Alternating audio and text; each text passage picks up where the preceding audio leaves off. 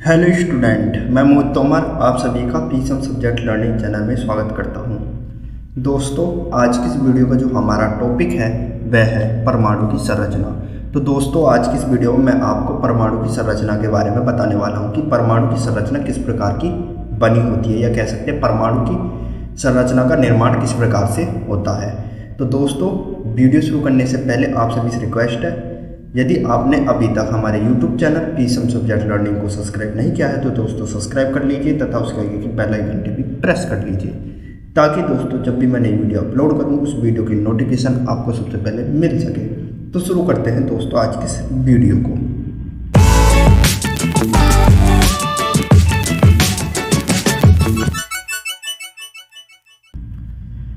तो दोस्तों, पहले तो आप हेडिंग डाल लीजिए परमाणु की संरचना। अब दोस्तों, आपको करना क्या है, आपको पहले तो परमाणु की संरचना का चित्र बनाना। जैसा कि दोस्तों आप मेरी स्क्रीन पर देख रहे हैं, सेम इसी प्रकार से दोस्तों आपको परमाणु की संरचना का चित्र बनाना है, सेम इसी प्रकार से। और दोस्तों, जब आप इस चित्र को बना लें, फिर दोस्तों आपको करना क्या है, आपको इस चित्र को ध्यान से समझना है। क्योंकि दोस्तों जब तक आप इस परमाणु की संरचना के चित्र को ध्यान से नहीं समझेंगे, तब तक दोस्तों आप ये नहीं जान सकते कि परमाणु की संरचना किस प्रकार से बनी होती है, परमाणु की संरचना का निर्माण किस प्रकार से होता है, आखिर परमाणु का निर्माण किस प्रकार से होता है। तो ये सब जानने के लिए आपको पहले तो परमाणु की संरचना को समझना होगा कि परमाणु की संरचना किस प्रकार की होती है। ठीक है दोस्तों, तो दोस्तों आप पहले इस चित्र को ध्यान से समझिए। दोस्तों, मैं आपको बता दूं कि परमाणु का जो निर्माण होता है, या कह सकते हैं परमाणु की संरचना का जो निर्माण होता है, वो 3 मूलभूत कणों से मिलकर होता है, इलेक्ट्रॉन, प्रोटॉन और न्यूट्रॉन। दोस्तों, इन 3 कणों से मिलकर ही परमाणु की संरचना का निर्माण होता है, या कह सकते हैं परमाणु का निर्माण होता है। ये 3 मूलभूत कण हैं, इलेक्ट्रॉन, प्रोटॉन, न्यूट्रॉन। जब तक ये 3 कण आपस में मिल नहीं जाएंगे, तब तक दोस्तों परमाणु की संरचना का निर्माण नहीं हो सकता। अब दोस्तों बात यह आती है कि इलेक्ट्रॉन, प्रोटॉन और न्यूट्रॉन किस प्रकार से परमाणु की संरचना करते हैं, या कह सकते हैं परमाणु का निर्माण कर सकते हैं। तो ये बात तभी समझ सकते हैं जब आप इस चित्र को ध्यान से समझेंगे, तभी आपको पता चलेगा कि इलेक्ट्रॉन, प्रोटॉन और न्यूट्रॉन किस प्रकार से परमाणु की संरचना, या कह सकते हैं परमाणु का निर्माण करते हैं। दोस्तों, ये जो चित्र देख रहे हैं ना, ये चित्र परमाणु की संरचना का है। किसका चित्र है? परमाणु की संरचना का। दोस्तों, परमाणु की संरचना में एक केंद्रक होता है, या कह सकते हैं केंद्र होता है। ये दोस्तों आप जो ये गोला देख रहे हैं ना, ये गोला दोस्तों परमाणु की संरचना का केंद्र है, या कह सकते हैं केंद्रक है। और दोस्तों इसी केंद्रक को हम नाभिक कहते हैं। क्या कहते हैं? नाभिक। दोस्तों, ये जो गोला देख रहे हैं ना, गोला, ये परमाणु की संरचना का केंद्रक है, या कह सकते हैं केंद्र है। और इसी केंद्र को क्या कहते हैं दोस्तों? हम नाभिक कहते हैं। जैसे दोस्तों कोई भी वृत्ताकार गोला होता है तो उस गोले का एक केंद्र होता है, ठीक है ना।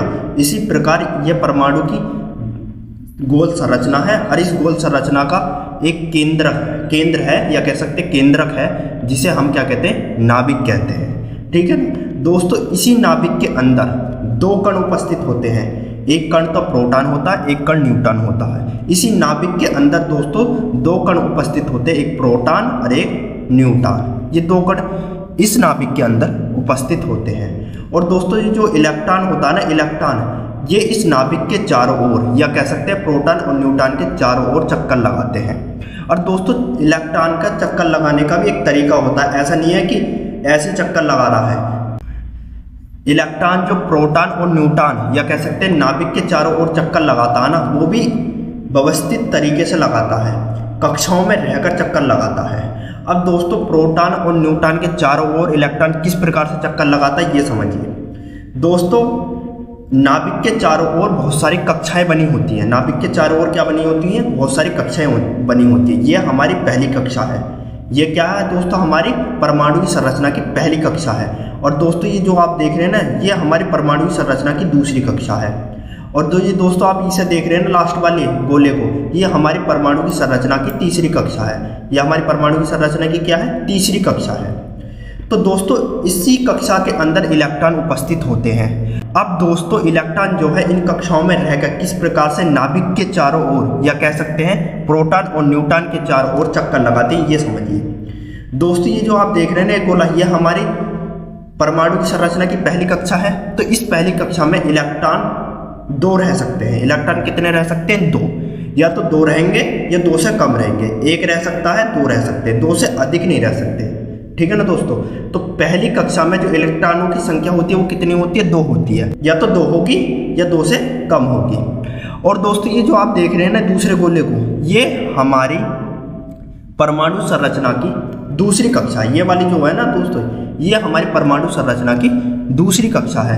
और दोस्तों इस दूसरी कक्षा में इलेक्ट्रॉनों की संख्या 8 होती है, या तो 8 होगी या 8 से कम होगी, या तो इस कक्षा में इलेक्ट्रॉनों की संख्या 8 होगी या 8 से कम होगी। चाहे तो आप गिन सकते हो दोस्तों, 1 2 3 4 5 6 7 8, तो या तो 8 इलेक्ट्रॉन होंगे या 8 से कम होंगे, 8 से अधिक नहीं हो सकते। और दोस्तों ये जो आप देख रहे हैं ना लास्ट वाले गोले को, ये हमारी परमाणु की संरचना की तीसरी कक्षा है। और इस कक्षा में 18 इलेक्ट्रॉन रह सकते हैं, या कह सकते हैं 18 से कम रह सकते हैं, या 18 रह सकते हैं, 18 से अधिक नहीं रह सकते। ठीक है दोस्तों, चाहे तो आप गिन सकते हो 1 2 3 4 5 6 7 8 9 10 11 12 13 14 15 16 17 18। जो तीसरी कक्षा है इसमें इलेक्ट्रॉनों की संख्या या तो 18 होगी या 18 से कम होगी, ठीक है ना, 18 से अधिक नहीं हो सकती। तो ऐसा नहीं है कि दोस्तों इलेक्ट्रॉन किसी भी कक्षा में कितने ही हो सकते हैं, नहीं। जो इलेक्ट्रॉन होते हैं वो नाभिक के चारों ओर, या कह सकते हैं प्रोटॉन और न्यूट्रॉन के चारों ओर एक व्यवस्थित तरीके से चारों ओर चक्कर लगाते हैं, ठीक है ना दोस्तों। तो इस प्रकार से क्या होती है, परमाणु की संरचना बनी होती है। प्रोटॉन और न्यूट्रॉन नाभिक के अंदर होते हैं, और जो इलेक्ट्रॉन होते हैं वो प्रोटॉन और न्यूट्रॉन, या कह सकते हैं नाभिक के चारों ओर क्या करते हैं, इलेक्ट्रॉन चक्कर लगाते हैं, वो भी कक्षा में रहकर, वो भी व्यवस्थित तरीके से। और दोस्तों मैं आपको और पॉजिटिव बातें बता दूं, प्रोटॉन और इलेक्ट्रॉनों के बीच एक बल लगा होता है, प्रोटॉन और इलेक्ट्रॉनों के बीच एक बल लगा होता है जिसे हम आकर्षण बल कहते हैं। क्या कह सकते हैं दोस्तों, आकर्षण बल। दोस्तों प्रोटॉन और इलेक्ट्रॉनों के बीच एक बल लगा होता है जिसे हम क्या कहते हैं, आकर्षण बल कहते हैं। दोस्तों इसी बल के कारण इलेक्ट्रॉन जो है प्रोटॉन और न्यूट्रॉन, या कह सकते हैं नाभिक के चारों ओर चक्कर लगाते हैं, इसी बल के कारण।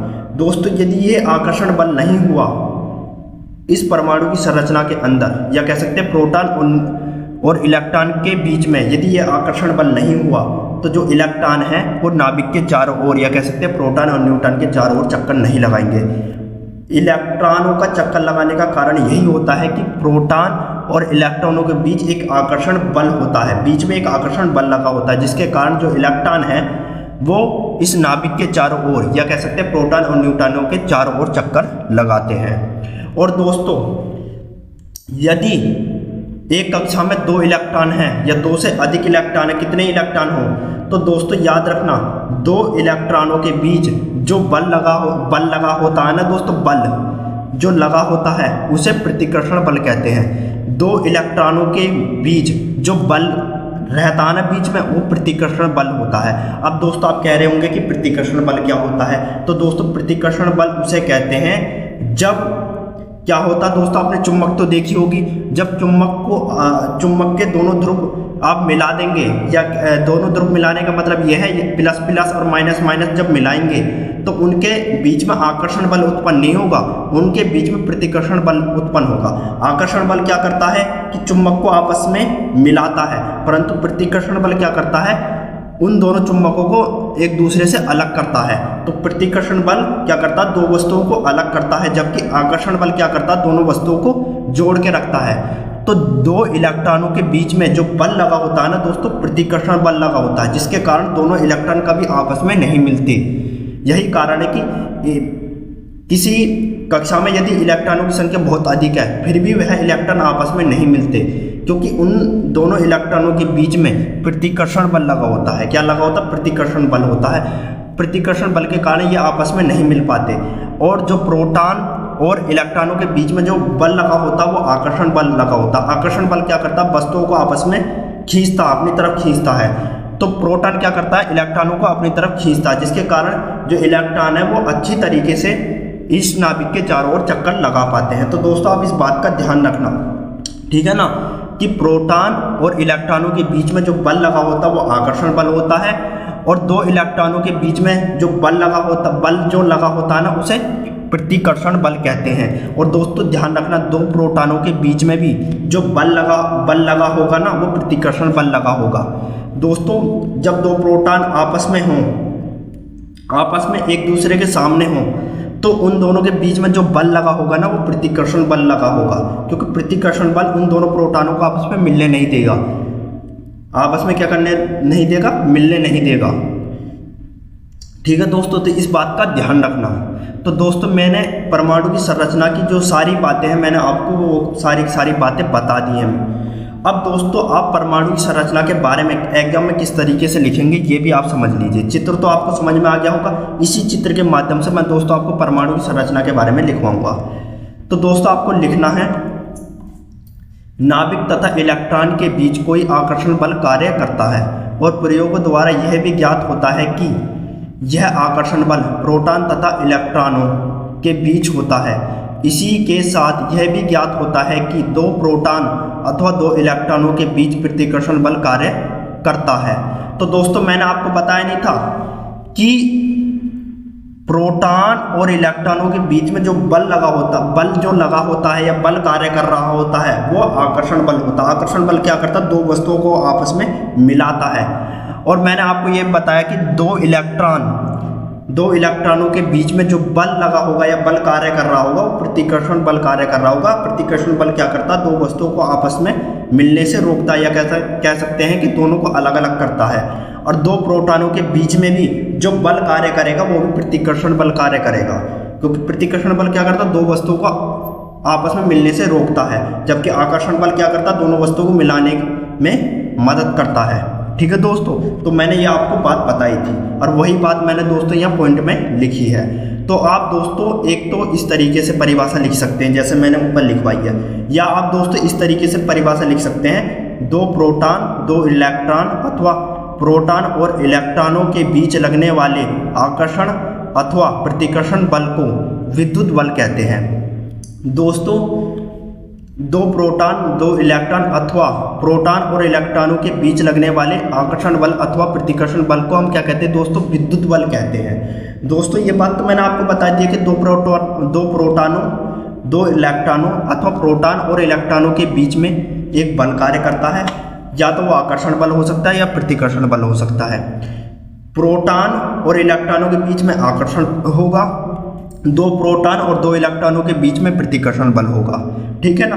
अब इसी आकर्षण बल और प्रतिकर्षण बल को हम क्या कहते हैं दोस्तों? विद्युत बल कहते हैं। क्या कहते हैं दोस्तों? विद्युत बल कहते हैं। तो दोस्तों आपको एक परिभाषा ये भी लिखनी होगी, दो प्रोटॉन दो इलेक्ट्रॉन अथवा प्रोटॉन और इलेक्ट्रॉनों के बीच लगने वाले आकर्षण अथवा प्रतिकर्षण बल को विद्युत बल कहते हैं। तो एक परिभाषा आप इस तरीके से भी लिख सकते हैं।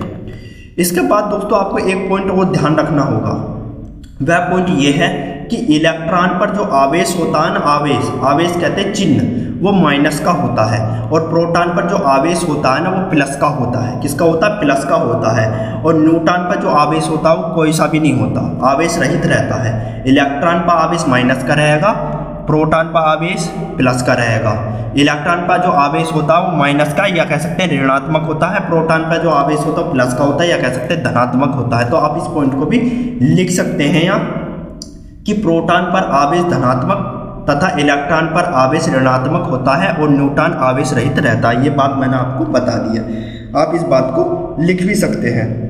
तो दोस्तों मैंने परमाणु की संरचना की सारी बातें आपको समझा दी हैं और आपको सारी बातें समझ में आ गई भी होंगी। यदि दोस्तों आपको हमारी ये वीडियो पसंद आई है तो लाइक सब्सक्राइब शेयर जरूर कीजिए। दोस्तों आपको हमारी वीडियो देखने का बहुत बहुत धन्यवाद।